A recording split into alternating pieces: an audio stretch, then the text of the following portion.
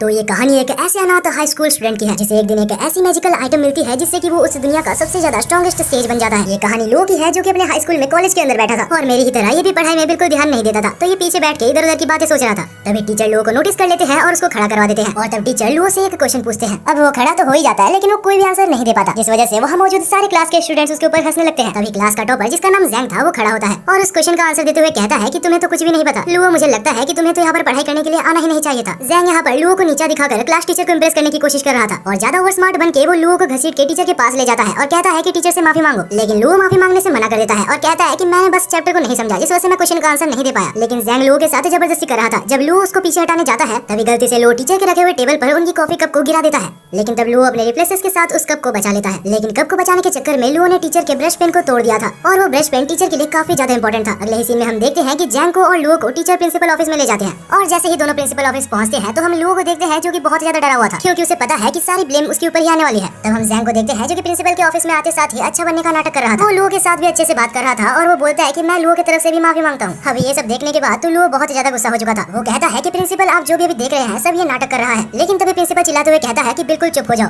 Luo, तुमने teacher जू के सबसे ज्यादा इंपॉर्टेंट चीज को तोड़ दिया है। ये एक हजारों सालों इंपॉर्टेंट एंशिएंट ब्रश था जिसे कि ढूंढना लगभग इम्पॉसिबल है। लेकिन तभी टीचर जू बीच में बोलते हैं कि लुओ तुम्हें इतना ज्यादा सोचने की जरूरत नहीं है, तुम बस मेरे लिए एक ऐसा सेम टू सेम ब्रश खोज के लाओ। लेकिन मैं तुम्हें पहले ही कह देता हूँ कि ये ब्रश तुम्हें इजीली नहीं मिलने वाली। इस ब्रश को खोजते खोजते तुम्हें बहुत चीजें पता चलेगी जिससे कि तुम्हें भी फायदा होगा और मुझे भी मेरा ब्रश वापस मिल जाएगा। अब लुओ इस चीज के लिए हाँ बोल देता है क्योंकि अगर वो ना बोलता तो उसे इस कॉलेज से निकाल दिया जाता। लेकिन लुओ जल्दी समझ जाता है कि ये कितना ज्यादा मुश्किल काम था क्योंकि पूरा शहर को एक एक जगह पर खोजने के बाद भी उसे वो ब्रश कहीं भी नहीं मिलता। वो तो ये तक सोच रहा था कि कहीं टीचर मुझे जानबूझ के सफर तो नहीं करवा रहे। लेकिन तभी घूमते घूमते लुओ को जैंग दिखता है जो कि एक जगह पर दौड़ के जा रहा था। जब लुओ उसका पीछा करता है तो उसे पता चलता है जैंग भी उसी ब्रश को खोज रहा है ताकि वो लुओ से पहले उस ब्रश को टीचर को दे सके। और तभी जैंग के अंकल बोलते हैं कि ये ब्रश मुझे मिल चुका है जो कि यहाँ पर नहीं एक और सिटी में है, हम लोग वहाँ पर चलेंगे लेकिन उससे पहले हम लोग कुछ खा लेते हैं। दूसरी तरफ हम लुओ को देखते हैं जो कि खुश हो रहा था क्योंकि ये उसके लिए बहुत बड़ा मौका था और लुओ जल्दी से जल्दी दूसरे सिटी में जाता है और उस शॉप को खोज लेता है। जब लुओ उस शॉप में पहुंचता है तो वहाँ पर मौजूद शॉपकीपर जो कि एक लड़की थी जिसका नाम रॉन्ग था और उसे देखते साथ हमारे लुओ को उससे पहली नजर में ही प्यार हो गया था। अब वो शर्माते शर्माते पूछता है तो क्या तुम्हारे पास वो ब्रश है? और रॉन्ग भी बोलती है कि हाँ हमारे पास वो ब्रश है। उसके बाद वो उसे ब्रश को दिखाती है लेकिन वो उसे ब्रश को छूने से मना करती है क्योंकि अभी वो उसे नहीं बेच सकते। वो कहती है कि मेरे ग्रैंडफादर जब यहाँ पर आ जाएंगे उसके बाद मैं उनसे पूछ के ये ब्रश तुम्हें बेच सकती हूँ। तभी वहाँ पर एक सूट पहना हुआ आदमी वहाँ पर एंटर करता है और कहता है कि वो ब्रश मेरी है।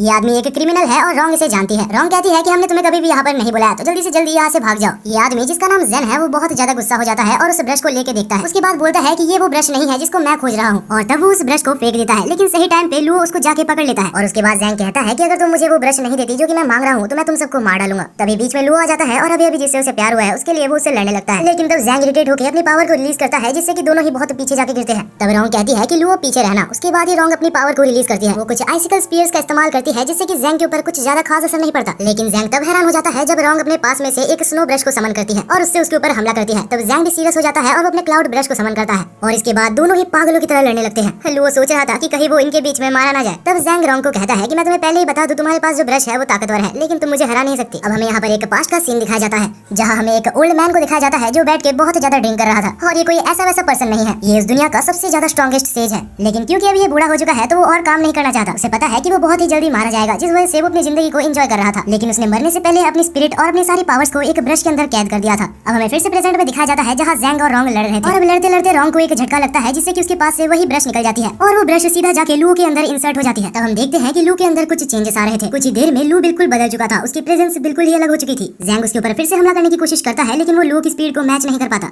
तब जैंग अपना सबसे ज्यादा स्ट्रॉन्गेस्ट मूव को इस्तेमाल करता है लेकिन लुओ के सामने सब कुछ बेकार था। जैंग को जल्दी समझ आ जाता है कि उससे बहुत बड़ी गलती हो गई है और वो वहाँ से भाग जाता है। वेल उसके जाने के बाद रॉन्ग पूछती है लुओ क्या तुम ठीक हो? लेकिन लुओ बिल्कुल भी ठीक नहीं होता और वो वहीं पर बेहोश हो जाता है। अगले सीन में हमें लुओ को एक अजीब सी जगह पर दिखाया जाता है जहाँ लुओ एक बोट पे होता है। लेकिन लुओ की ये खुशी भी ज्यादा देर तक नहीं टिकती क्योंकि वो बोट भी नीचे डूब जाता है। हालांकि वो सपना देख रहा था लेकिन जैसे ही वो सपने से उठता है तो वो अपने सामने रॉन्ग को पाता है। तब रॉन्ग के ग्रैंडफादर जिसका नाम मिस्टर वे था वो आते हैं और रॉन्ग को इंट्रोड्यूस करते हैं। तब मिस्टर वे बोलते हैं कि तुम बेहोश हो गए क्योंकि तुम वो ब्रश की पावर्स को संभाल नहीं सकते। तब लुओ को याद आता है कि आखिर उसके साथ क्या क्या हुआ था। वेल तभी लुओ को ये भी याद आता है कि अभी तक उसने अपने टीचर का ब्रश नहीं लिया। तब लुओ पूछता है कि मिस्टर वे क्या आपके पास वो पाइनएप्पल वाली ब्रश है? लेकिन वो वो तब चौंक जाता है जब मिस्टर वे कहते हैं कि मैंने उसको जैंग नाम के एक बच्चे को बेच दिया। वैसे अभी लू कुछ कर भी नहीं सकता, जिस वजह से वो दुखी होकर वहाँ से जाने लगता है। लेकिन तब मिस्टर वे कहते हैं कि तुम चिंता मत करो, हमारे शॉप में तुम्हारे साथ तो बहुत कुछ हुआ है, तो तुम इस ब्रश को रख सकते हो। और इसके बाद मिस्टर वे कहते हैं कि तुम जो ब्रश यहाँ पर लेने आए थे ये उससे भी काफी ज्यादा वैल्यूएबल है। अब हमें दूसरा सीन दिखाया जाता है जहाँ हमें एक लड़की दिखाई जाती है जो कि लाल कलर की ड्रेस पहनी थी और वो चुपके से एक रेस्ट्रिक्टेड जगह पर घुस के वहाँ पर जाना चाहती थी। लेकिन तभी वहाँ पर गार्ड उसको पकड़ लेता है। लेकिन तब वो लड़की बहाना देते हुए कहती है कि मैं बस वॉशरूम खोज रही थी और यहाँ पर आ गई। तब गार्ड उसे बाहर जाने का मैप देता है और वहाँ से जाने के लिए बोलता है।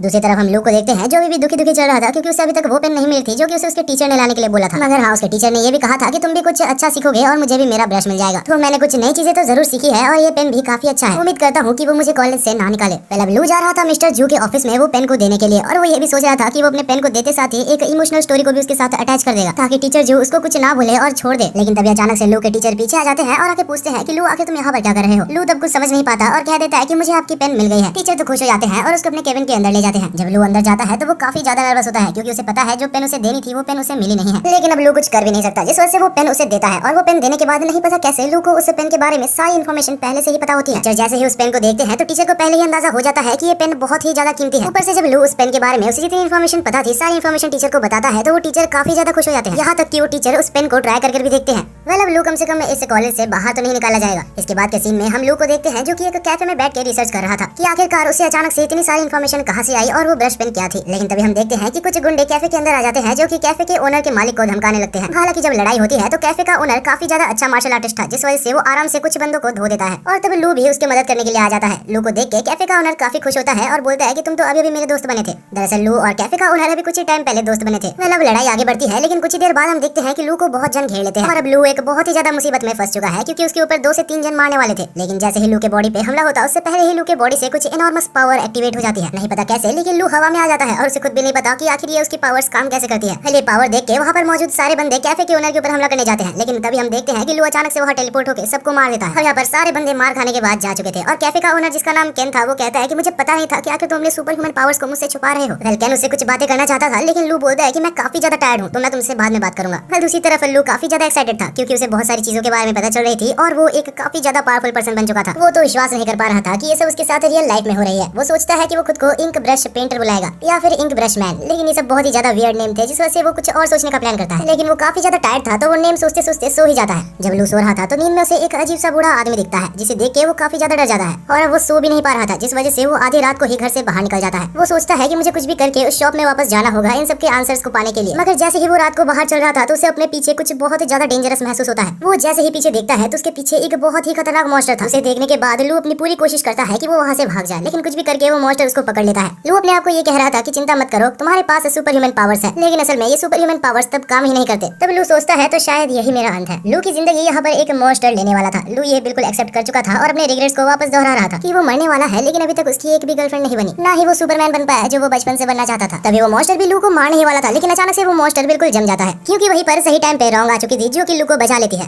तब रॉन्ग लू को पूछती है कि आखिर हमने जो तुम्हें ब्रश दिया था वो क्या तुम्हारे पास है। लेकिन तब लू कहता है कि मैंने वो अपने टीचर को दे दिया और ये सुन के रॉन्ग काफी ज्यादा गुस्सा हो जाती है और उस गुस्से को मॉन्स्टर के ऊपर निकाल देती है और रॉन्ग इतनी ज्यादा ताकतवर है ये देख के लू उसके ऊपर फिर से फिदा हो जाता है। अब ये सब हो जाने के बाद लू और रॉन्ग फिर से उसी शॉप के अंदर जाते हैं और रॉन्ग लू को इस बार अपने ग्रैंडफादर के पास ले जाकर बैठा देती है। तब हम देखते हैं कि रॉन्ग के ग्रैंडफादर कहते हैं कि तुम्हारे ऊपर रात को जिस मॉन्स्टर ने हमला किया था उसे आखिर एक ब्रश पपेट कहा जाता है। वो कुछ ऐसे खतरनाक मॉन्स्टर्स होते हैं जो कि ब्रश पेन के द्वारा बनाए जाते हैं और जो ब्रश पेन मैंने तुम्हें दिया था अगर तुम्हारे पास वो ब्रश पेन होता तो तुम मॉन्स्टर से बच सकते थे, लेकिन तुमने उस ब्रश पेन को किसी और को दे दिया। मैं ठीक कह रहा हूँ ना? तब लू कहता है अरे हाँ बिल्कुल ही ठीक कह रहे हैं, वो ब्रश मैंने मेरे टीचर को दे दिया था। तब लू कहता है कि आप मेरे को बिल्कुल पहले से पूरी स्टोरी को बताइए, मुझे पता है आप मुझसे कुछ छुपा रहे हैं। तब ग्रैंडफादर कहते हैं कि अगर तुम्हें सुनना ही है तो मैं तुम्हें सब कुछ पहले से बताता हूँ। बहुत समय पहले की बात है जब इस दुनिया में कुछ भी सही नहीं चल रहा था, बिल्कुल वर्ल्ड वार की तरह ही यहाँ पर बहुत सारी केओस मची थी। उस समय की बात है, बहुत सारे टैलेंटेड स्पिरिट्स और मेजेस मारे जा रहे थे। तब एक बहुत ही ज्यादा स्ट्रॉन्ग मेज ने सारे स्पिरिट्स को ब्रश में कैद करना शुरू कर दिया था और उनमें से ही एक ब्रश अभी तुम्हारे अंदर इंसर्ट हो चुका है। और लू अगर तुम्हें पता नहीं तो तुम्हारे अंदर जो स्पिरिट है वो सारे स्पिरिट्स की किंग है। लू खुश हो जाता है और कहता है तो इसका मतलब मैं सारे स्पिरिट ब्रशेस का किंग हुआ। तब ग्रैंडफादर कहते हैं कि ऐसा तो हो सकता है लेकिन ये पूरी तरीके से सच नहीं है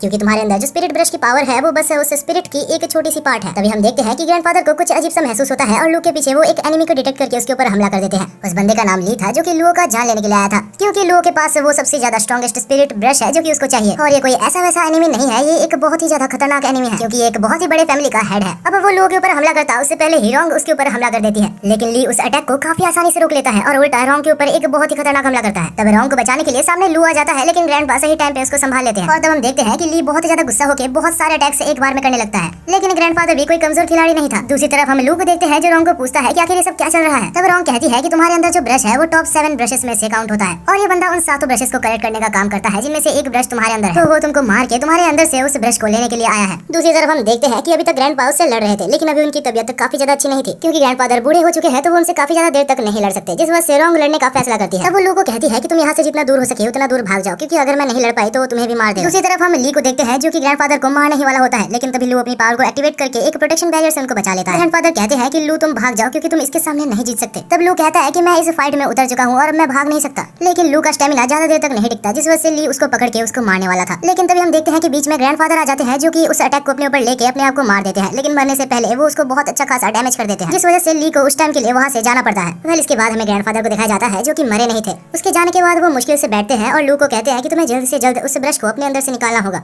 और इसका कोई ना कोई तरीका मैं जरूर ढूंढ निकालूंगा। लेकिन तब लू कहता है कि आप चिंता मत कीजिए, मैं इस ब्रश को कंट्रोल करना जरूर सीखूंगा। मैं अपने वजह से आप दोनों की लाइफ को खतरे में नहीं डालना चाहता। मैं कसम खाता हूँ कि मैं इस ब्रश पेन को चलाना सीखूंगा और आप दोनों को ही प्रोटेक्ट करूंगा।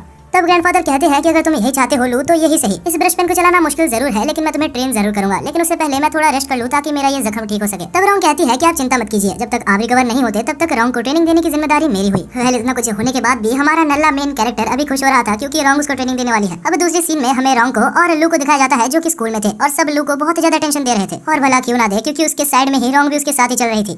अब इसके बाद ही रोंग लू को एक लाइब्रेरी में ले जाती है और कहती है कि तुम्हें यहाँ पर सारे इंपॉर्टेंट पोएम्स को रिसाइट करना होगा, क्योंकि सारे पोएम्स को जानने के बाद ही तुम ब्रश की फुल पोटेंशियल को समझ पाओगे। लू भी बहुत ज्यादा परेशान हो जाता है क्योंकि उसे लग रहा था कि उसे पढ़ाई नहीं करनी होगी, लेकिन यहाँ भी उसे पोएम्स याद करने होंगे। वह रोंग काफी ज्यादा टेंशन में थी, जिस वजह से लू उसको एक जोक सुना के उसको हंसाने की कोशिश करता है, लेकिन अफसोस रोंग हंसती नहीं है। और तभी वहाँ पर जैंग आ जाता है जो आकर लू की फिर से बेइज्जती करने लगता है। वो कहता है कि अगर तुम्हें बस मजबूरी में ही लू के साथ रहना है तो तुम उसे छोड़ सकती हो, और अगर तुम्हें पोएम्स ही चाहिए तो मेरे को सारे पोएम्स याद है। ये सब सुन के लू बहुत ज्यादा परेशान हो गया था और इतना गुस्से में था कि उसे कुछ भी समझ नहीं आ रहा था। तब जैंग अपने आप को रोंग से इंट्रोड्यूस करता है और कहता है कि लू एक बहुत ज्यादा बेकार स्टूडेंट है। वो इतना ज्यादा घटिया है कि कुछ दिन पहले उसने कुछ ऐसा काम किया था जिससे कि वो कॉलेज से निकाल दिया जाता। तब लू को लगता है कि ये सब सुनने के बाद रोंग उसकी हेल्प नहीं करेगी या ही उसके साथ रहेगी, लेकिन भाई वो कहते हैं ना कि मेरी वाली अलग है। बस वैसे ही रोंग यहाँ पर उल्टा जैंग को ही रोस्ट कर देती है। वो कहती है कि तुम बस अपने आप को अच्छा दिखाने की कोशिश कर रहे हो, भले ही तुम एक नालायक हो। और ये सुनने के बाद वहाँ पर मौजूद सारे स्टूडेंट्स उसके ऊपर हंसने लगते हैं, लेकिन इस जैंग गधे को अभी तक समझ नहीं आया। उसे लग रहा है कि वो बस जबरदस्ती लू के साथ है और उसे लग रहा है कि वो लू से रोंग को छीन लेगा।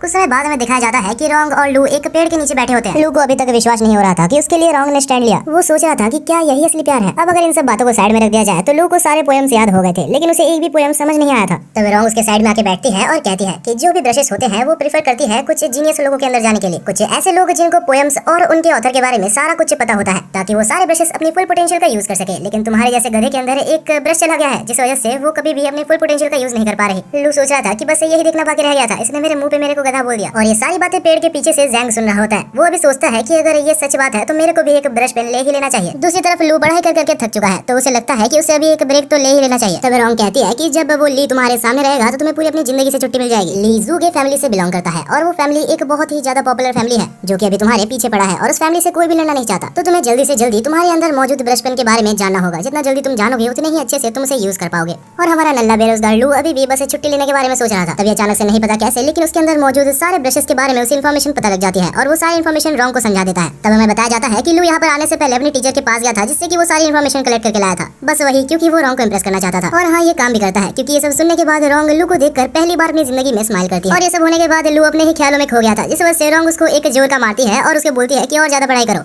तब दूसरी तरफ हम जैंग को देखते हैं जो कि मिस्टीरियसली अपने अंकल से बात कर रहा था और कहता है कि अंकल जल्दी से जल्दी मेरे लिए एक स्पिरिट ब्रश को खोजो। तब उसके अंकल भी कहते हैं कि मैंने पहले से ही एक स्पिरिट ब्रश तुम्हारे लिए रखा हुआ है। उसी रात दूसरी जगह पर हमें दिखाया जाता है रोंग और लू को, जो कि एक साथ कहीं पर जा रहे थे। क्योंकि लू के साइड में रोंग भी थी तो लू को काफी ज्यादा टेंशन मिल रहा था। लू कहता है कि रोंग अगर तुम चाहो तो तुम अपने घर जा सकती हो, लेकिन तब रोंग कहती है कि नहीं, मैं तुम्हारे साथ ही रहूंगी। और ये सुन के वहाँ पर मौजूद सारे लोग बहुत ज्यादा हैरान हो जाते हैं। तब लू कहता है तो ठीक है, लेकिन यहाँ पर नहीं, तुम मेरे साथ कहीं और चलो। और इसके बाद हम लू को देखते हैं जो कि रोंग को लेके वही इंटरनेट कैफे में ले जाता है। हाँ, वही इंटरनेट कैफे जहाँ पर लू कुछ दिन पहले आया हुआ था। लू के नए दोस्त को पहले लू समझाता है कि हाँ, रोंग मेरे एक पार्टनर है, ना ही मेरी गर्लफ्रेंड। तब कैफे का ओनर लू और रोंग को एक जगह दे देते हैं बैठने के लिए, और रोंग उस इंटरनेट कैफे यानी कि वो कंप्यूटर इंटरनेट को देख के काफी ज्यादा हैरान थी। वो कहती है कि मैं बचपन से ही एक स्पिरिट ब्रश को कंट्रोल करना सीखती हूँ और इसका एक मतलब ये भी है कि बचपन से ही मैं कभी भी बाहर की दुनिया को ज्यादा एक्सप्लोर नहीं कर पाई, तो ये सारी चीज मेरे लिए बिल्कुल ही नहीं है। तब लू कहता है कि इस इंटरनेट में बहुत कुछ है, अगर तुम चाहो तो हम लोग अभी कुछ देर के लिए प्रैक्टिस को साइड में रख के कुछ गेम्स खेल सकते हैं। और रॉन्ग को भी थोड़ा सा ब्रेक चाहिए था, जिस वजह से दोनों ही गेम्स को खेलने लगते हैं। कुछ देर बाद लू सोचता है कि क्या सच में रॉन्ग इससे पहले कभी भी गेम्स नहीं खेली है, क्योंकि रॉन्ग पहले ही ट्राई में गेम को बहुत ही अच्छे से खेल रही थी। रॉन्ग कहती है कि ये सब गेम्स वगैरह बहुत ही इजी है, ये कंपैरिजन में कि मैं बचपन से ही एक स्पिरिट ब्रश को यूज करती हूँ। मेरे ख्याल से इन गेम्स को खेलने से 100 गुना ज्यादा हार्ड है स्पिरिट ब्रश को कंट्रोल करना। और ये सुनने के बाद लू फिर से अपने प्रैक्टिस में लग जाता है। उसे ये पता चलता है कि जितनी जल्दी वो जितने ज्यादा पोएम्स को रिसाइट करेगा उतनी जल्दी ही उसकी स्पिरिट स्ट्रांग होगी। इतनी सारी पोएम्स को रिसाइट करने के बाद वो काफी ज्यादा थक चुका था, तो वो उठता है और अपने दोस्त के पास जाता है और तब वो उससे बात करते करते कहता है कि रॉन्ग बिल्कुल भी ऐसी वैसी लड़की नहीं है, वो सच में एक बहुत ज्यादा मेहनती लड़की है। तब कैफे का ओनर एक सजेशन देता है। वो कहता है कि मुझे जैसे लगता है रॉन्ग एक ऐसी लड़की है जो कि इंटरनेट कैफे में आना ज्यादा देर तक पसंद नहीं करेगी, तो लू तुम्हें जल्दी से जल्दी कुछ ऐसे जगह देख के रखना चाहिए जहाँ तुम रॉन्ग को ले जा सको, वरना मुझे नहीं लगता कि तुम्हारा रिलेशनशिप ज्यादा दिनों तक चलेगा। लू कहता है कि हाँ तुमने सही कहा और इस बारे में मैं सोचूंगा। इसके बाद लू रॉन्ग के पास जाता है और उसे सोते हुए कुछ देर तक देखता है। और अब लू को कुछ काम से बाहर जाना था, लेकिन वो रॉन्ग के ऊपर बोझ नहीं बनना चाहता। तब लू अपने टीचर को कॉल करता है और कहता है कि क्या आप मेरे को वो ब्रश कुछ देर के लिए उधार दे सकते हैं जो कि मैंने आपको दिया था। लेकिन तब टीचर कहते हैं अच्छा वो ब्रश तो मैंने जैंग को दे दिया क्योंकि उसके अंकल मुझे वो ब्रश मांग रहे थे। ये सुनने के बाद ही वो बहुत ज्यादा टेंशन में आ जाता है और उस ब्रश को लेने के लिए बाहर भागता है। वो अंधेरी रात में भागे ही जा रहा था, तभी अचानक से वो नीचे गिर जाता है। जब वो देखता है कि आखिर उसके सामने कौन आया, तो वो देखता है कि वो जैंग के अंकल थे जो कि नीचे गिरे हुए थे। उसे देख के लू को कुछ भी समझ नहीं आता, तो वो इमरजेंसी नंबर में कॉल लगाने लगता है। लेकिन तभी उसे अचानक से उसके पीछे से कुछ आवाज आने लगती है, तो वो चुपके से उधर अंदर देखने की कोशिश करता है। और जैसे ही वो अंदर देखता है तो वो देखता है कि वहाँ पर अंदर जैंग बैठा हुआ था, जहाँ पर एक लेडी भी थी जो कि सच में काफी ज्यादा पावरफुल लग रही थी। और तब वो जैंग के साथ कुछ कर रही होती है। ये देख के लू बिल्कुल ही चौंक जाता है। तब वो लेडी कहती है कि तुम्हें तो शुक्रगुजार होना चाहिए कि तुम मेरे पपेट बनने के लायक हो। दूसरी तरफ लू को कुछ भी समझ नहीं आ रहा होता कि आखिर वो क्या करे। जैंग का चेहरा देख के लू को उसको एक जोर का थप्पड़ मारने का मन कर रहा था, लेकिन क्योंकि वो एक मुसीबत में है तो इंसानियत के खातिर लू को उसे बचाना होगा। लेकिन तब लू सोच रहा था कि मुझे पता है कि अगर मैं डायरेक्टली उससे लड़ने जाऊं तो मैं मारा जाऊंगा, क्योंकि नो डाउट वो लेडी मेरे से काफी ज्यादा स्ट्रांग है। यहाँ पर मुझे शायद से रॉन्ग को बुलाना चाहिए, लेकिन रॉन्ग को अगर मैं बुलाने जाऊं तब तक जैंग भी मारा जाएगा। अब बहुत ज्यादा सोचने के बाद लू को फाइनली एक आइडिया आता है। दूसरी तरफ हम उस लेडी को देखते हैं जो कि जैंग के साथ कुछ कर रही थी, और तभी लू वहाँ से चिल्लाता है और कहता है कि आखिर अंदर कौन है। जैसे ही लेडी बाहर आती है तो लू बहुत ज्यादा गुस्से में कहता है आखिर तुमने जैंग को कैसे पकड़ा, तुम्हारी हिम्मत भी कैसी हुई जू की फैमिली से टक्कर लेने की। अगर आपको याद नहीं आ रहा तो ये वही फैमिली है जो कि लू के पीछे पड़ी हुई है उसे मारने के लिए, और क्योंकि ये सबसे ज्यादा स्ट्रॉन्गेस्ट फैमिली है तो वो उसकी हेल्प से यहाँ पर जैंग को बचाने की कोशिश कर रहा है। लेकिन वो लेडी उसको बिल्कुल भी सीरियस नहीं ले रही थी और कह रही थी कि तुम बस मजाक कर रहे हो। लेकिन तब लू अपनी पावर को रिलीज करता है और उसको दिखाता है कि उसके पास भी एक स्पिरिट ब्रश है। और ये देखने के बाद वो लेडी उसके ऊपर थोड़ा थोड़ा भरोसा करने लगती है। और तब वो कहती है कि मैंने जैंग को नहीं पकड़ा, वो खुद ही मेरे पास आया था अपनी ब्रश को अपने अंदर इंसर्ट करवाने के लिए। लेकिन यहाँ पर लू कुछ ज्यादा ही ओवर एक्टिंग करते हुए कहता है कि मुझे ये सब नहीं सुनना, तुम जैंग को वापस दे दो,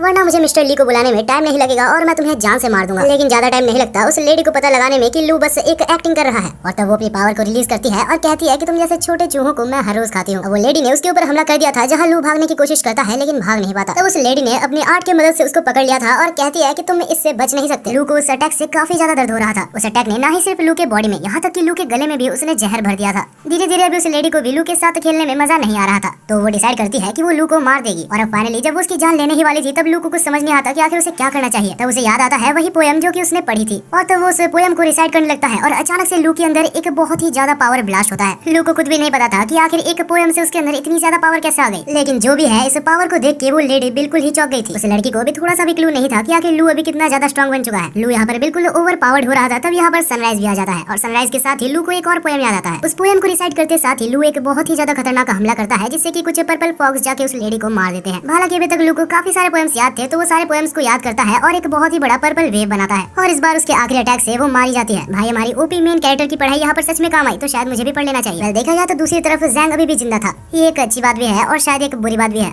अब लू उसको पकड़ता है और रॉन्ग के पास ले जाता है। जैंग यहाँ पर बिल्कुल ही एक ज़ॉम्बी की तरह बन चुका था। जब लू रॉन्ग के पास जैंग को ले जाता है तब रॉन्ग कहती है कि इसके ऊपर ब्रश का कंट्रोल हो चुका था, लेकिन लकीली ये बच चुका है क्योंकि इसका कंट्रोल अभी तक ब्रेन के ऊपर नहीं आया था। रॉन्ग उसको पूरी तरीके से क्योर नहीं कर पाती, लेकिन उसके प्रोसेस को थोड़ा स्लो कर देती है। और तभी वहाँ पर जैंग के फादर भी आ जाते हैं जो कि जैंग को बचाने के लिए लू का शुक्रिया अदा करते हैं और उसे कुछ पैसे भी देते हैं। अब हमें कुछ देर बाद दिखाया जाता है जहाँ पर रॉन्ग और लू एक जगह पर बैठे थे और रॉन्ग कहती है कि तुमने बहुत ही बढ़िया काम किया लू, मुझे तुम्हारे ऊपर गर्व है कि हमने जो सीखा उसका तुमने बहुत ही अच्छी तरीके से यूटिलाइज किया और ये कॉम्प्लीमेंट हमारे लू के लिए कोई छोटी बात नहीं थी। दूसरी तरफ हमें उस कैफे ओनर को दिखाया जाता है जिसका नाम येन था। वो देखता है कि जमीन में कुछ गिरा हुआ है और जैसे ही वो उसको खोलता है तो कुछ अननोन पावर उसके अंदर चली जाती है। रॉन्ग और लू दौड़ते दौड़ते वहाँ पर आते हैं और तब लू कहता है कि अरे ये तो वही ब्रश है जो कि मुझे उस लेडी को हराने के बाद मिली थी। रॉन्ग कहती है कि अगर तुम्हें कोई ब्रश मिला था तो तुम्हें पहले कहना चाहिए था, और अगर ये सच में एक ब्रश ही है तो हमें कोई चिंता करने वाली बात नहीं है क्योंकि ये बस बेहोशी हुआ है। जैसे ही ये नींद से उठता है तो वो कहता है कि लू मुझे पहले से पता था कि तुम एक सुपरमैन हो, बस अभी मुझे कह ही दो कि आखिर तुम एक अच्छे सुपरमैन हो या फिर तुम एक बुरे सुपरमैन हो। लू कहता है अरे भाई रुक जा, मेरे को बताने का मौका तो दे। और इसके बाद ये लू कहता है कि हम लोग कोई बुरे आदमी नहीं है। तभी यन कहता है अगर ऐसा है तो मैं मैं भी एक सुपरमैन बन चुका हूँ। और उसके बाद यन कहता है कि चिंता मत करो, अगर तुम्हारे ऊपर कोई हमला करेगा तो मैं तुम्हें बचा लूंगा। लेकिन तब रॉन्ग कहती है कि रुक जाओ, तुम्हें बस अभी अभी तुम्हारी पावर मिली है, तुम्हें पता भी नहीं है कि आखिर तुम्हारी पावर क्या है। तब यन कहता है नहीं, तुम समझ नहीं रही हो, मैं अपने दोस्त को बचाने के लिए मर भी सकता हूँ। अगले सीन में हम देखते हैं रॉन्ग, लू और यन को, जो कि एक जगह पर बैठे थे।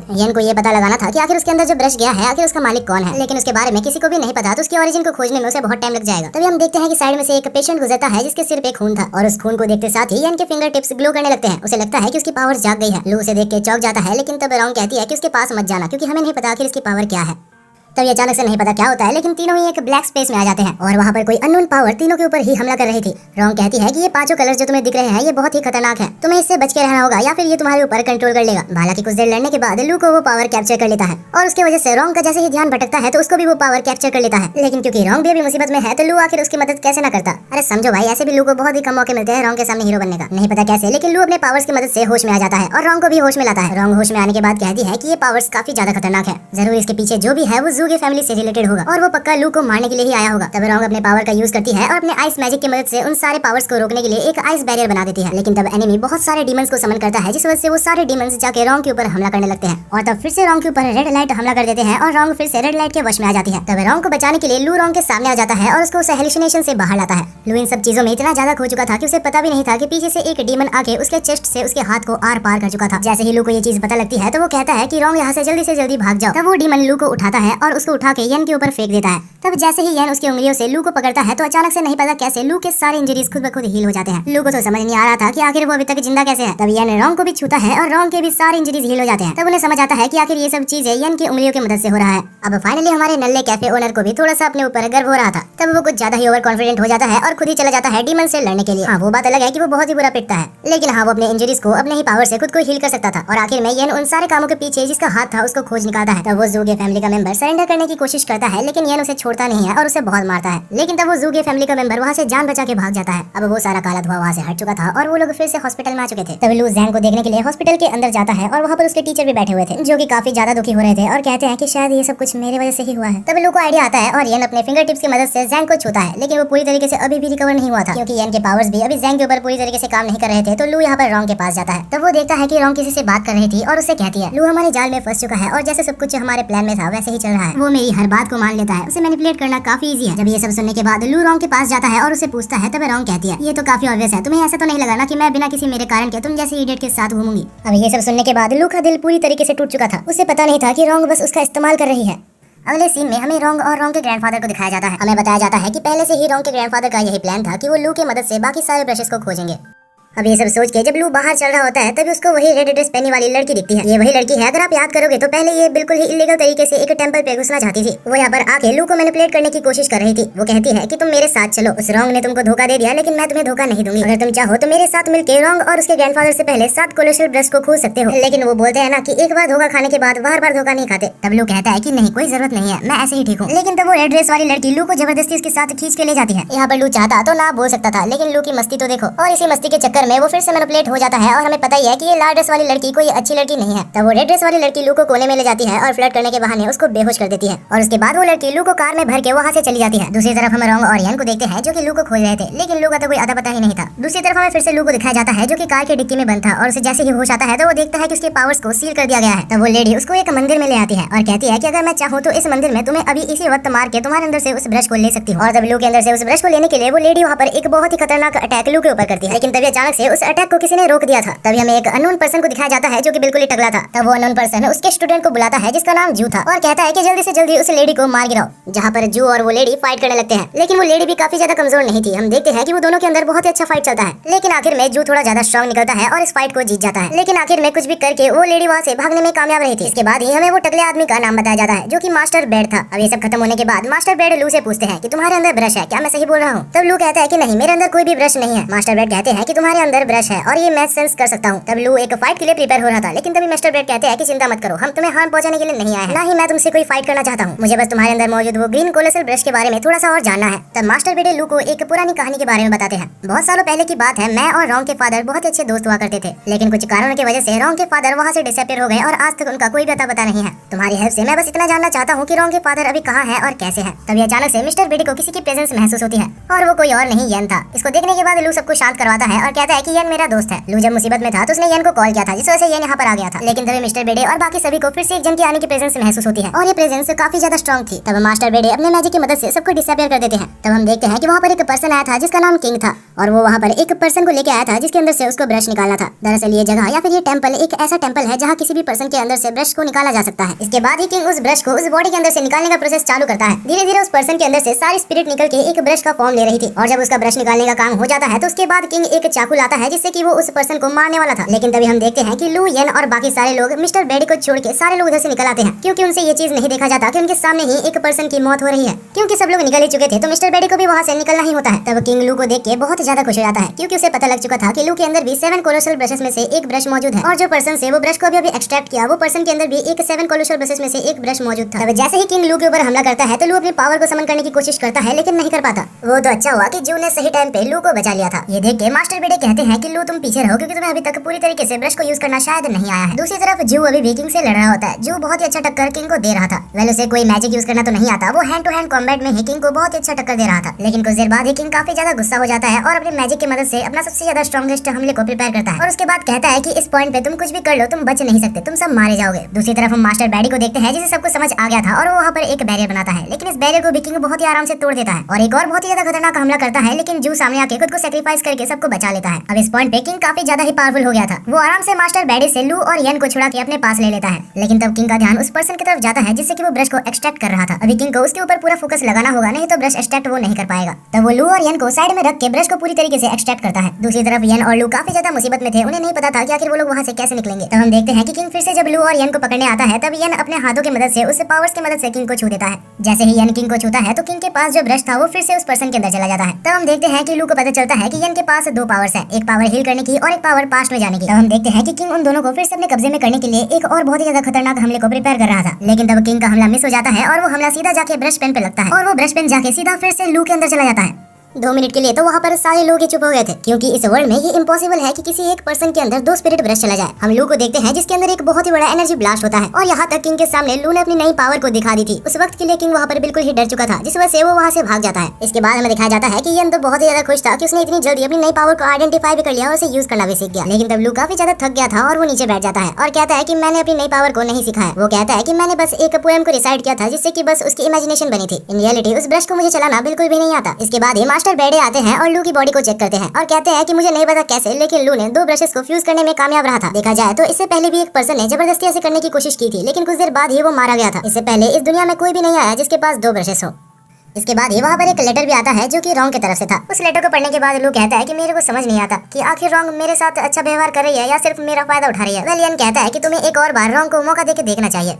दूसरी तरफ हम लू, मिस्टर बेडे और यन को देखते हैं जो कि जाते हैं उनके विलेज ताकि किसी भी तरीके से हो, लेकिन लू के अंदर से जो 2 ब्रशेस हैं उनमें से एक को एक्सट्रैक्ट किया जा सके, क्योंकि अगर ये ना किया जाए तो इसकी कोई गारंटी नहीं है कि लू कब तक जिंदा रहेगा। अब लू, यन और मिस्टर बेडे उस विलेज के चीफ के पास जाते हैं, क्योंकि अगर सबसे ज्यादा इन्फॉर्मेशन किसी को होगी तो वो विलेज का चीफ ही होगा। जब चीफ ये सुनता है कि लू ने खुद के अंदर 2 ब्रशेस को एब्जॉर्ब किया है, वो भी बिना किसी हार्म के, वो कहता है कि शायद तुम्हारी बॉडी थोड़ी डिफरेंट है और तुम चाहो तो बहुत ही अच्छे और आगे तक जा सकते हो। लेकिन तब लू कहता है कि मुझे इसकी जरूरत नहीं है और जल्दी से जल्दी प्लीज आप कुछ भी करके मेरे अंदर से ब्रश को निकाल दीजिए, क्योंकि मैं सिंगल नहीं मरना चाहता। अब लू की दुख भरी कहानी के बाद चीफ कुछ करने की कोशिश करता है। वो अपने आप को लू के साथ अटैच कर लेता है और कोशिश करता है कि वो लू के अंदर से एक ब्रश को निकाल ले, और ये चीज काफी ज्यादा हार्ड थी और ये करते करते चीफ काफी ज्यादा थक गया था। चीफ कुछ देर के लिए बैठा ही था कि अचानक से कहीं से हमला होता है और चीफ की जान चली जाती है। एक विलेज का चीफ अचानक से मर जाना कोई छोटी बात नहीं है, जिस वजह से पूरी विलेज में अफरा तफरी मच जाती है और हम देखते हैं कि वहाँ पर एक लड़की आती है जो ये सब वहाँ पर देख के सबको बता देती है। लू और मास्टर बेडे काफी ज्यादा मुसीबत में थे, क्योंकि सब समझेंगे कि उन दोनों ने ही चीफ को मारा है, जिस वजह से वो लोग एक सीक्रेट जगह पर भागते हैं। वो दोनों एक टेंपल के पास आते हैं जिसके साइड में से एक रास्ता निकलता है एक लाइब्रेरी का। मास्टर बेडे कहते हैं कि इस लाइब्रेरी के बारे में किसी को भी शायद नहीं पता, तो यहाँ पर रहना भी के लिए सबसे हमारे लिए सेफेस्ट होगा। लेकिन ये लाइब्रेरी कोई नॉर्मल लाइब्रेरी नहीं है, यहाँ से निकलने के लिए हमें बहुत सारी मेहनत करनी होगी और अब हम यहाँ पर आ चुके हैं तो हम वापस नहीं जा सकते, क्योंकि अगर हम गए तो हम मारे जाएंगे। जैसे ही वो लोग लाइब्रेरी में आगे बढ़ते हैं तो वहाँ पर एक बहुत ही अजीब सी हैंडराइटिंग में कुछ लिखी हुई थी और हम देखते हैं कि साथ ही में वहाँ पर बीच में बहुत सारे ब्रशेस भी रखे हुए थे।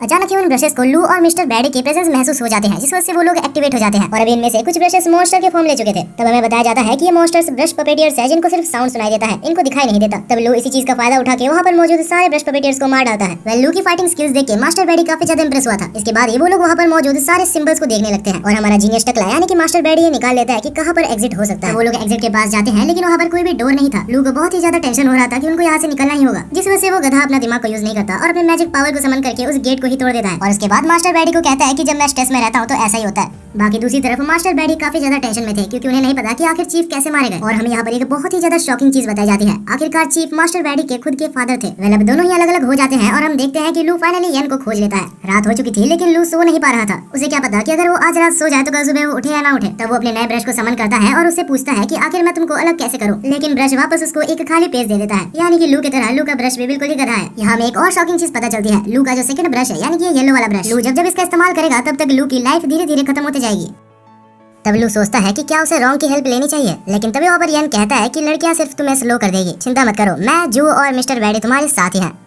तब लू कहता है कि मास्टर बैडी ने चीफ की डेथ के बारे में जू को बताने से मना किया है, क्योंकि अगर जू को पता लगा कि चीफ मर चुका है तो वो जरूर उस विलेज में वापस भागने की कोशिश करेगा। तो वो लोग एक बहाना बनाते हैं और सो ही जाते हैं। तब हमें दिखाया जाता है कुछ अननोन पर्सन्स बाहर से लू और यन को देख रहे थे और उनके साथ ही वहाँ पर किंग भी बैठा हुआ था। और तब वो कहता है कि चीफ के मरने के पीछे सिर्फ और सिर्फ लू का हाथ है। अगली सुबह हम देखते हैं कि हमारे बंदे एक टेम्पल पर जाते हैं। उस टेम्पल पे एक बहुत ही ओल्ड मॉन्क रहता था जिसका नाम जोंग था। वो कुछ काम करने जा ही रहे थे लेकिन मानो क्या हुआ होगा, उनके ऊपर फिर से किसी ने अटैक कर दिया था। तभी हमें वहाँ पर मौजूद अटैकर को दिखाया जाता है जिसका नाम शिव था। लू को तो अभी इन सब की आदत पड़ चुकी है। दूसरी तरफ हमें एक और अटैकर दिखाया जाता है जो कि काले कोट में था और इस बंदे ने अपने मैजिक को यन के ऊपर अप्लाई किया था, जिससे यन इसके खुद के ही एक डायमेंशन में आ गया था जहाँ पर कोई भी पर्सन एग्जिस्ट नहीं करता, सिर्फ ब्रशेस एग्जिस्ट करते हैं। तब वो बंदा कहता है कि ये मेरा डायमेंशन है और यहाँ से निकलने का बस एक ही तरीका है, कुछ भी करके मेरे मुंह से लू का नाम बुलवाओ और तुम यहाँ से आजाद हो जाओगे। यन यहाँ पर बिल्कुल ही बुरी तरीके से फंस चुका है। अब यन को अपनी राइमिंग स्किल्स तो दिखानी ही होगी। दूसरी तरफ हम लू को देखते हैं जो कि अपनी जान बचा के भाग रहा था, लेकिन तब अटैकर शिव उसके ऊपर हमला करती है और कहती है कि हमारे चीफ को मार के तुम ऐसे नहीं भाग सकते। तब लू खुद को प्रोटेक्ट करने के लिए अपनी पावर से एक स्वॉर्ड को समन करता है, लेकिन अनफॉर्चुनेटली वो स्वॉर्ड काफी ज्यादा वीक था। लू तो अपनी पावर्स को फिर से समन करने की कोशिश करता है लेकिन वो भी काम नहीं करता।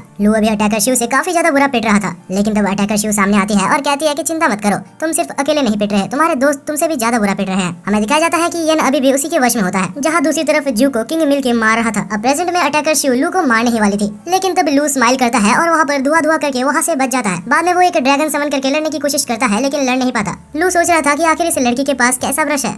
दूसरी तरफ हमें यन को दिखाया जाता है जो कि अभी भी उसी जगह पर फंसा हुआ था, लेकिन तब वो दिमाग लगाता है और कहता है कि मेरे पास अपने कोई पोएम्स है ही नहीं जिससे मैं राइम करूं। तब सामने खड़ा अटैकर काफी ज्यादा गुस्सा हो जाता है और कहता है तुम्हें एक कला को इज्जत देनी नहीं आती, तुम एक ब्रश पेन के हकदार नहीं हो। और यही सेम चीज यन का प्लान भी था। यन का प्लान था कि वो धीरे धीरे उसको भड़का दे जिससे कि ये बैरियर कमजोर होने लगे, और होता भी ऐसा ही है क्योंकि कुछ देर बाद ही वो बैरियर इतना ज्यादा कमजोर हो जाता है कि यन उसको आराम से तोड़ देता है। यन बाहर आके जब लू की तरफ देखता है तो लू की हालत बहुत ही ज्यादा बुरी थी, मतलब वो लड़ तो नहीं पा रहा था लेकिन मरा भी नहीं था। और तभी उन दोनों की फाइट बीच में इंटरप्ट होती है क्योंकि वहाँ पर एक बहुत ही बड़ा तूफान आता है और हमें दिखाया जाता है कि कहीं से वहाँ पर एक बहुत ही बड़ा ह्यूज क्रिएचर अपीयर हो जाता है जो कि श्योरली काफी ज्यादा पावरफुल था, लेकिन क्योंकि वो इतना ज्यादा बड़ा था तो उसे हिलने में बहुत ज्यादा दिक्कत आ रही थी। देख के ऐसा लग रहा था कि वो मॉन्स्टर अटैकर शिव के ऊपर हमला करना चाहता है, लेकिन लू के अंदर का जो प्यूपल ब्रश यानी कि वो येलो ब्रश था वो खुद ब खुद मूव करता है और अटैकर शिव को उस मॉन्स्टर से बचा लेता है। हालांकि शिव को लग रहा था कि लू उसके साथ कुछ करने की कोशिश कर रहा है और इसके बाद ही शिव वहाँ पर बहुत ज्यादा इमोशनल होकर रोने लगती है, लेकिन लू को समझ नहीं आता कि आखिर ये सब क्या हो रहा है। लेकिन तब लू को इतना समझ आ ही जाता है कि ये नया ब्रश शिव को बचाना चाहता है। तब लू के दोस्त अपनी जान को खतरे में डाल के उस मॉन्स्टर का ध्यान को डाइवर्ट करते हैं और अटैकर्स वहाँ से भाग जाते हैं ये सोच के कि बाद में वो लू से बदला लेंगे। हालांकि ये चौंका देने वाली बात थी कि मॉन्स्टर के पास लॉन्ग रेंज डिस्टेंस अटैक्स भी हैं। हालांकि लू के बनाए हुए मैजिक बैरियर से वो अभी तक बचा हुआ है। यन कहता है कि मेरे को भी सिखा दो कि आखिर एक ब्रश की मदद से बैरियर कैसे बनाते हैं, लेकिन अनफॉर्चुनेटली लू को कोई आइडिया ही नहीं था क्योंकि उसकी प्यूपल ब्रश यानी कि वो येलो वाली ब्रश ये सब खुद ही कर रही थी। मॉन्स्टर से बचने के लिए वो लोग भाग रहे थे, लेकिन भागते भागते वो लोग फिर से मॉन्स्टर के पास आ जाते हैं। ये सब देख के वहाँ पर मौजूद अटैकर कहता है कि अभी के लिए हमें टीम अप कर लेना चाहिए। वो अटैकर वहाँ पर अपना एक बैरियर बनाता है और लू को कहता है कि अपने बैरियर को इसमें मर्ज कर दो ताकि वो दोनों मिलकर वहाँ पर एक स्ट्रॉन्ग बैरियर बना पाए। लेकिन ऐसा कैसे करते हैं इसके बारे में लू को बिल्कुल भी नहीं पता था। तब वहाँ पर शिव कहती है कि ये काफी ज्यादा आसान है, तुम्हें बस अपने ब्लड फ्लो के अंदर तुम्हारे मैजिक माना को फील करना है। लू इन बातों को सही टाइम पे समझ जाता है जिस वजह से वो लोग वहाँ से भागने में कामयाब रहते हैं। वहाँ से एक सेफ डिस्टेंस पे जाने के बाद वो लोग देखते हैं कि वो मॉन्स्टर एक मॉन्क का रूप ले लेता है और चिया नाम के किसी एक पर्सन को वहाँ पर बुलाने लगता है। तब उस चश्मे पहने हुए असैसिन को समझ आता है कि आखिर ये कौन है।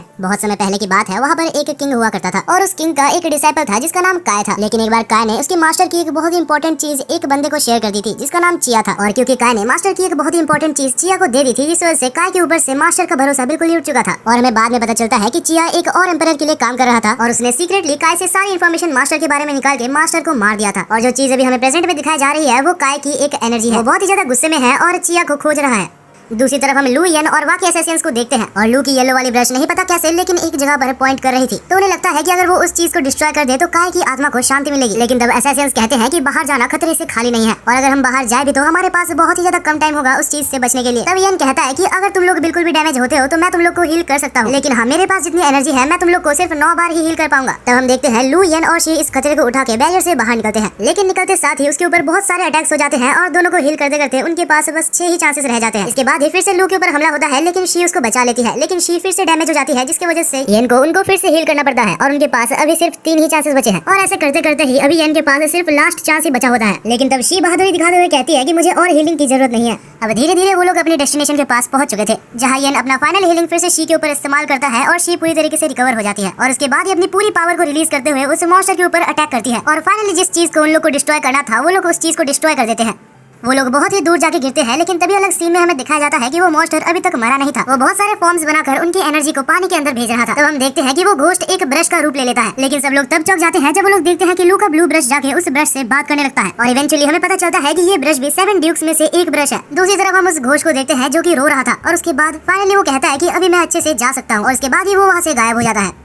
अब इसके बाद ही हम उस असैसिन को देखते हैं जो कि उस क्लाउड ब्रश को लेना चाहता था, लेकिन उस असैसिन के उस ब्रश को लेने से पहले ही वहाँ पर रॉन्ग के ग्रैंडफादर आ जाते हैं और वो असैसिन पूरी तरीके से जम जाता है, क्योंकि वहाँ पर रॉन्ग भी आ चुकी थी। रॉन्ग वहाँ पर आने के बाद कहती है कि कोई भी ब्रश को नहीं ले सकता, क्योंकि 7 ड्यूक ब्रशेस बिल्कुल ही भाई बहनों की तरह होते हैं जो कि एक दूसरे के साथ रहते हैं। और क्लाउड ब्रश की यहाँ पर रुकने की बस एक ही वजह है, क्योंकि लू के पास येलो और ब्लू ब्रश मौजूद है। और ये सब सुनने के बाद लू को बहुत ज्यादा गुस्सा आ रहा था, क्योंकि एक बार फिर से रॉन्ग और रॉन्ग के ग्रैंडफादर ने लू का बस इस्तेमाल किया। वो लोग बस लू की हेल्प से क्लाउड ब्रश को खोजना चाहते थे। लू इतना ज्यादा गुस्सा हो चुका था कि वो यहाँ पर रॉन्ग के ग्रैंडफादर के ऊपर अटैक भी करता है, लेकिन लू के ग्रैंडफादर ने उस अटैक को वापस लू के ऊपर ही भेज दिया था। तब हम देखते हैं रॉन्ग लू को संभालने आती है, और तब हम ग्रैंडफादर को देखते हैं जो कि कहता है कि चिंता मत करो, इससे तुम्हारी भलाई ही होगी। तब हम देखते हैं लू को जो कि रॉन्ग के हाथों को अपने ऊपर से हटाता है और कहता है कि तुम मेरे को मत छूना, तुमने जो मेरे साथ किया है उसके बाद मैं तुम्हारे ऊपर भरोसा नहीं कर सकता। ये सुनने के बाद रॉन्ग और रॉन्ग के ग्रैंडफादर वहाँ से चले जाते हैं। तब हम देखते हैं कि वहाँ पर किंग भी आ जाता है, जो कि बाकी दोनों असैसिन्स को वहाँ से ले जाता है, क्योंकि उनका ब्रश होल्डर वैसे भी टूट चुका है। तो वो लोग लू, येन और बाकी सबको अपने कब्जे में करके वहाँ से चले जाते हैं। बाद में हमें किंग और बाकी असैसिन्स को बैठा हुआ दिखाया जाता है, जहाँ पर असैसिन्स शी कहती है कि हम पहले लू और येन की जांच करना चाहते हैं, ताकि हमें पता चले कि आखिर हमारे चीफ कैसे मारे गए। वहाँ पर तो किंग हाँ बोल देता है, लेकिन बाद में किंग बहुत ज्यादा टेंशन में होता है, क्योंकि आखिरकार किंग ने ही तो उनके चीफ को दूर से मारा था, ताकि लू और येन और साथ ही में मास्टर बैड के ऊपर वो इल्जाम लग जाए और उनको पकड़ना आसान हो जाए। तब किंग डिसाइड करता है कि सबसे पहले जाके वो लू और येन को मार डालेगा, जिससे कि कोई भी सीक्रेट बाहर ही ना आए। लेकिन जैसे ही वो लोग वहाँ पर पहुँचते हैं तो किंग ये देख के शॉक हो जाता है कि शी वहाँ पर पहले से थी और उसने लू को जान से मार दिया था। और इसके बाद वो कहती है कि मैं बस अपने चीफ के मारे जाने का इनसे बदला ले रही थी, क्योंकि इनके पास से मेरे को ये चीज मिली। उस चीज को देखने के बाद किंग कहता है कि हाँ यही तो चीफ है। लेकिन तब शी पूछती है कि आखिर तुम्हें कैसे पता कि ये चीफ है, क्योंकि इससे पहले तुमने चीफ को कभी भी नहीं देखा। लेकिन तब वो एक झूठ बोलता है और कहता है कि आईडी में पहले से चीफ का नाम लिखा हुआ था, लेकिन असल में वहाँ पर चीफ का नाम था ही नहीं, वो असल में येन का आईडी पास था। अनफॉर्चुनेटली एक के बाद एक किंग का झूठ पकड़ा जा रहा था, और इसके बाद ये रिवील होता है कि लू और येन मारे नहीं गए थे, वो लोग बस शी का साथ दे रहे थे ताकि वो लोग मिलकर किंग का झूठ को सामने ला सके। तभी वहाँ पर एक बूढ़ा आदमी आता है जिसका नाम फे था, और वो कहता है कि तुम्हें बहुत कुछ एक्सप्लेन करना बाकी है। किंग तब वहाँ पर उनके ऊपर अटैक करने की कोशिश करता है, लेकिन तब फे नाम का वो बंदा किंग को नॉकआउट कर देता है, और इसके बाद ही किंग को वहाँ पर टांग दिया जाता है। और तब फे अपने एक एबिलिटी का यूज करता है, जिससे कि वो किंग के ब्रश को टेम्परेरी वहाँ से बाहर निकलता है, और इस तरीके से वो किंग से सब कुछ सच सच उगलवा सकता है, क्योंकि किंग कुछ भी बोलने से मना कर रहा था, जिस वजह से फे को ये टेक्निक का यूज करना पड़ा। वो पूछता है कि आखिर तुम असल में कौन हो और किसके लिए काम करते हो। तब वो कहता है कि तुम्हें कभी भी मेरे मास्टर के बारे में पता नहीं लगेगा, क्योंकि वो एक इतना ज्यादा पावरफुल आदमी है कि तुम सोच भी नहीं सकते। और क्योंकि वो बोलने से मना कर रहा था तो उसके मुंह से खून निकल आता है। अब ये प्रोसेस तो आगे कंटिन्यू रहेगा, लेकिन बाद में हमें दिखाया जाता है कि अब लू और येन यहाँ से निकल रहे थे, जहाँ पर शी लू को थैंक यू बोलती है उसे बचाने के लिए। तब लू कहता है कि मैंने तो कुछ किया ही नहीं, जो किया मेरे ब्रश ने किया। आखिर में फे कहता है कि तुम दोनों को थैंक यू बोलने के लिए हमारे क्लैन मास्टर तुमसे मिलना चाहते हैं, और ये और कोई नहीं जू के फैमिली का हेड यानी कि वही ली था। तब लू को समझ आता है सबसे पहले उसके ऊपर जिसने अटैक किया था वो ली नहीं था, वो ली के भेष में कोई और पर्सन था। अब दोनों ही एक साथ बैठे हुए थे, जहाँ पर लू पूछता है कि क्या आपको कोई तरीका पता है जिससे कि मैं मेरे अंदर मौजूद 2 ब्रशेस को अलग कर सकूं। लेकिन अनफॉर्चुनेटली ली को इस बारे में कुछ भी नहीं पता होता है। वो लू को कहता है कि तुम एक जगह पर जाके देखो जिसका नाम ननरी है, वहाँ पर मौजूद लोगों के बारे में इन सब के बारे में कुछ न कुछ पता होगा, लेकिन वहाँ के लोगों से थोड़ा सा सावधान रहना, क्योंकि वहाँ के लोग काफी ज्यादा डेंजरस हैं। वहाँ के कुछ लोग तुम्हारे ऊपर एक्सपेरिमेंट भी कर सकते हैं और तुम्हें ब्रश पपेटियर्स भी बना सकते हैं। वो लोग अगर चाहे तो वो लोग तुम्हें गुलाम बनाकर रख सकते हैं, और क्योंकि तुम्हारे अंदर 2 ब्रशेस मौजूद हैं तो वो लोग तुम्हारे अंदर इंटरेस्ट जरूर दिखाएंगे। वो लोग इतने ज्यादा खतरनाक हैं कि जू के फैमिली और वाई फैमिली मिलकर भी वो लोग को नहीं हरा सकते। अब हमें कुछ दिनों बाद का सीन दिखाया जाता है, जहाँ जू के फैमिली ली और येन को वहाँ पर रखे हुए थे एज अ गेस्ट। वहाँ पर वो लोग उनकी बहुत ज्यादा ट्रीटमेंट ले रहे थे। कुछ दिनों के लिए लू और येन काफी ज्यादा मजे करते हैं, लेकिन फिर वो लोग नोटिस करते हैं कि आखिर जू के फैमिली उनके ऊपर इतना ज्यादा ध्यान क्यों दे रहे हैं। तभी लू को मास्टर बैडी का एक मैसेज आता है, जहाँ वो कह रहा था कि उसके पास ननरी की कुछ इन्फॉर्मेशन है और उसे एक गुड न्यूज भी मिली है 2 ब्रशेस को स्प्लिट करने के लिए। लेकिन सबसे इंपॉर्टेंट वो ये कहता है कि जू के फैमिली एक बहुत ही बेकार फैमिली है, तुम्हें जल्दी से जल्दी वहाँ से निकलना होगा। और तभी वहाँ पर शियो भी आ जाती है, जो कहती है कि मैं तुम्हारी हेल्प करूंगी यहाँ से निकलने में, लेकिन बदले में तुम्हें भी मेरी हेल्प करनी होगी। चीफ के मरने के पीछे जिन जिन का हाथ है उन्हें मारने के लिए। कुछ देर बाद हमें दिखाया जाता है कि उसी रात वो लोग वहाँ से निकलने में कामयाब भी रहते हैं, लेकिन निकलने से पहले ही उनको वहाँ पर एक पर्सन दिखता है। लू, येन और शी तब हैरान थे जब वो पर्सन उन्हें रोकता नहीं है, लेकिन अभी वो लोग एक लूप में फंस चुके थे। वो लोग जितनी बार भी गेट से निकल रहे थे वापस वो लोग मेंशन के अंदर आ जा रहे थे और ये सब काम पक्का इसी बंदे का है। येन कहता है कि यहाँ से निकलने के लिए हमें इसे हराना ही होगा, लेकिन जैसे ही वो उसके ऊपर हमला करने जाता है वो वापस वहीं पर टेलीपोर्ट हो जाता है। तब लू एक चीज नोटिस करता है और कहता है कि हम तीनों को अलग अलग डायरेक्शन में जाना चाहिए, और तब वो तीनों ही अलग अलग रास्ते में चले जाते हैं। लेकिन वो बंदा अभी भी चाहता तो तीनों की जगह को रिप्लेस कर सकता था, लेकिन क्योंकि उस बंदे ने येन की लोकेशन को ट्रैक नहीं किया तो उसे नहीं पता कि आखिर येन कहाँ पर है, जिस वजह से वो लोग वहाँ से निकलने में कामयाब रहते हैं। अब वो सब मिलकर ननरी में जा रहे थे। तभी लू को एक कॉल आता है जो कि हॉस्पिटल की तरफ से था। कॉल में वो कहता है कि मास्टर बैडे बहुत ही बुरी तरीके से इंजर्ड है। तभी लू डिसाइड करता है कि वो बाद में मास्टर बैडे को देखने के लिए जाएगा। अब सब लोग ननरी के अंदर पहुंच चुके थे जहाँ पर येन और शी जा रहे थे, और जाते वक्त वहाँ पर येन और शी को एक मारा हुआ आदमी दिखता है। दूसरी साइड में हम लू को हॉस्पिटल में देखते हैं जो कि मास्टर बैडे को देखने आया था। लू के आते साथ मास्टर बैडे कॉन्शियसनेस में आते हैं और लू को कहते हैं कि चीफ जो कि मारे गए वो मेरे खुद के फादर थे, और उनके मारे जाने के पीछे मैंने जब इन्वेस्टिगेशन चालू की तो मुझे पता चला। लू तुम्हें पहले से तो ये पता ही है कि वाई फैमिली और जूगे फैमिली दुश्मन है, लेकिन इन्वेस्टिगेशन के टाइम में मुझे पता चला कि वाई फैमिली और जूगे फैमिली के बीच में एक ट्रेटर मौजूद है, यानी कि वो वाई फैमिली की हर इन्फॉर्मेशन जाके जूगे फैमिली को बताता है। मास्टर बैडी कहता है कि मैं उनके पीछे पीछे ही था और मैंने उनको बात करते हुए सुना कि वाई फैमिली और जूगे फैमिली के सबसे ज्यादा इंपॉर्टेंट और सबसे ज्यादा पावरफुल ब्रशेस को वो लोग चुराने की कोशिश कर रहे थे। फर्दर जब मैंने उनका पीछा किया तो मैंने देखा कि वो दोनों ननरी के पास जा रहे थे, और वहाँ पर मैं पकड़ा गया और उन दोनों ने मुझे बहुत ज्यादा मारा। और तभी लू को ध्यान में आता है कि येन और शी अभी ननरी के अंदर ही है। दूसरी तरफ येन और शी उस मरे हुए आदमी को देख रहे थे। शी काफी ज्यादा टेंशन में थी क्योंकि उसे लग रहा था कि मास्टर ने उससे कुछ छुपाया है। सब कुछ जानने के लिए येन और शी ननरी के अंदर भागते हैं। दूसरी तरफ लू येन को कॉल करता है लेकिन येन उठाता नहीं है, तो लू वहाँ से निकलता है जल्दी से जल्दी उनके पास जाने के लिए। दूसरी तरफ लू और शी वहाँ पर पहुंच चुके थे और वो लोग देखते हैं कि वही चश्मा वाला एसेसियन और साथ ही में मास्टर फे वहीं पर होते हैं, और वो लोग मौजूद वहाँ पर ननरी के मास्टर से लड़ रहे होते हैं, और उस ननरी के मास्टर के साथ उसका ट्रेटर भी था। शी बीच में कूद के उसका हेल्प करना चाहती थी, लेकिन तब येन उसको रोकता है और कहता है कि पहले सिचुएशन को अच्छे से समझ जाते हैं। और तभी वहाँ पर एक पावरफुल ब्रश पपेट आ जाता है, और ननरी के ब्रश पपेट इतना ज्यादा पावरफुल होते हैं अगर वो चाहता तो उसे चश्मे वाले एसेसियन को उधर ही मार सकता था। लेकिन तब मास्टर अपने ब्रश को समन करके अपने पावर्स को एक्टिवेट करता है, और उसकी पावर को देख के येन भी चौंक गया था क्योंकि उसकी पावर काफी ज्यादा इंसेन थी, और एक सेकंड के अंदर ही उस ब्रश पपेट को वहाँ से हटा देता है। तब वो देखता है कि इन सारे ब्रश पपेट को वहाँ पर मौजूद ननरी का मास्टर कंट्रोल कर रहा था। तब फे उसके ऊपर हमला करने जाता है, लेकिन उसके हमला करने से पहले ही वहाँ पर बीच में फिर से एक और ब्रश पपेट आ जाता है। तब ननरी का मास्टर वहाँ पर मौजूद सारे ब्रश पपेटियर्स की पावर्स को भी बढ़ा देता है, लेकिन फे अभी भी अपनी पावर्स की मदद से उन पपेट्स को काफी आसानी से हरा देता है। लेकिन तब खुद ननरी का मास्टर मैदान में उतर जाता है, और हम देखते हैं कि वो फे को यहाँ पर ब्रश पपेटियर ही बनाने वाला था, लेकिन तब शी और येन बीच में कूद जाते हैं और फे को बचा लेते हैं। हालांकि लड़ते वक्त येन को एक मॉन्स्टर हमला कर देता है और वो दूर जाके गिरता है। वो कहता है कि मैं तो बस फे को रिकवर करने वाला था, मैं बेकार ही में बैठ जाता हूँ। वेल येन और शी को समझ आ जाता है कि उनकी पावर यहाँ पर यूजलेस है, लेकिन तभी हमारे वहाँ पर हीरो की एंट्री होती है। लू वहाँ पर आते साथ ही अपने पावर्स की मदद से बहुत सारे सोल्जर्स को समन करता है। लू येन को उठाता है और एक स्ट्रॉन्ग हैंडशेक देता है, यानी कि मानो वो ये कह रहा था कि चिंता मत कर दोस्त, मैं आ चुका हूँ। हैंडशेक के साथ ही लू येन के हाथों में कुछ देता है। अब जैसे ही वो लोग मिलकर हमला करने वाले थे तभी ननरी का मास्टर अटैक करता है और शी, येन और साथ ही में मास्टर तक को बेहोश कर देता है। उसने एक ऐसा हमला किया था जो कि धीरे धीरे उनके पास से एनर्जी लेके उनको मार देगा। तब वो कहता है कि मुझे पता है तुम यहाँ पर इसलिए आए हो ताकि तुम अपने ब्रश को सेपरेट कर सको। लू के पास और कोई भी ऑप्शन नहीं था सिवाय उसके बात मानने के। तब ननरी का मास्टर कहता है कि मेरी बात ध्यान से सुनो, यहाँ से थोड़े आगे जाते ही तुम्हें एक छोटा सा मेंशन दिखेगा, उसके अंदर जाना सबके लिए पॉसिबल नहीं है। वहाँ पर 4 ड्रैगन्स रहते हैं और साथ ही वहाँ पर एक मास्टर कैलीग्राफर रहता है जिसको की बहुत ही मुश्किल से उस जगह पर सील किया गया है। तुम्हें अपने येलो ब्रश का यूज करके उस मेंशन के अंदर जाने का मौका मिलेगा, और वहाँ पर जाने के बाद तुम अपने पेन्स को सेपरेट कर सकते हो। तब लू भी मान जाता है और अपने ब्रश की मदद से उस जगह के अंदर चले जाता है। वैसे वो जगह अंदर से बिल्कुल ही अलग और बहुत ही ज्यादा सुंदर थी। बाहर हम ननरी के मास्टर को देखते हैं जो कि कहता है कि इसके अंदर जो भी गया है वो मरा हुआ ही वापस आया है। लू जब वहाँ पर सेक्रीफाइस हो जाएगा तो यहाँ जाने का रास्ता खुल जाएगा, और साथ ही साथ हमें लू के ब्रशेस भी मिल जाएंगे। दूसरी तरफ हमें लू को दिखाया जाता है जो कि 4 ड्रैगन से घिरा हुआ था, लेकिन कोई भी ड्रैगन उसके ऊपर हमला नहीं कर रहा था क्योंकि लू के पास जो ब्लू ब्रश है वो उनसे बात कर सकती थी। और तभी वहाँ पर कैलीग्राफर भी आता है, और कैलीग्राफर को देख के लू बिल्कुल ही चौंक गया था। तब हम देखते हैं कि कैलीग्राफर उसको अपने साथ एक रूम में ले जाता है और वहाँ पर उसे एक ड्रिंक देता है। ड्रिंक को पीते साथ ही लू के सारे इंजरीज हील हो जाते हैं। दूसरी तरफ हम येन को देखते हैं जिसका हाथ चमक रहा था। लू ने येन के हाथों में एक ऐसा चीज दिया था जिससे कि वो पूरी तरीके से रिकवर हो गया था। येन रिकवर होने के बाद चुपचाप से फे और शी को रिकवर कर देता है, और उनको रिकवर करने के बाद वो तीनों मिलकर फिर से उनके ऊपर हमला करने लगते हैं। दूसरी तरफ हम फिर से लू और कैलीग्राफर को देखते हैं। कैलीग्राफर कहता है कि तुम्हारे पास 2 ऑप्शंस हैं, या तो तुम अपने अंदर से दोनों ब्रशेस में से एक ब्रश को निकाल दो, या तो तुम्हें एक ऐसी पावर मिलेगी जिससे कि तुम उनको बचा सकते हो। तब लू दूसरे ऑप्शन को सिलेक्ट करता है, और उसको सिलेक्ट करते साथ ही लू को एक बहुत ही ज्यादा ओवर पावर्ड स्किल मिलती है, और उस स्किल के साथ वो बाहर जाके 1 सेकंड के अंदर वहाँ पर मौजूद सारे एनिमीज को हरा देता है। और उसके बाद वो ननरी के मास्टर को पकड़ के पूछता है कि आखिर तुम्हारा मास्टर कौन है। तब वो कहता है कि हमारे मास्टर का नाम हैन जॉन है, और जैसे ही वो उसके मास्टर का नाम लेता है तो उसके मास्टर के द्वारा वो मारा जाता है। तब लू को याद आता है कि उसके टीचर ने भी बहुत पहले ये नाम को बोला था। तभी वहाँ पर सनराइज होता है और लू सोचता है कि आखिर उसे आगे क्या करना है। और इसी के साथ फाइनली हमारे इस एनिमे का सीजन 1 खत्म होता है।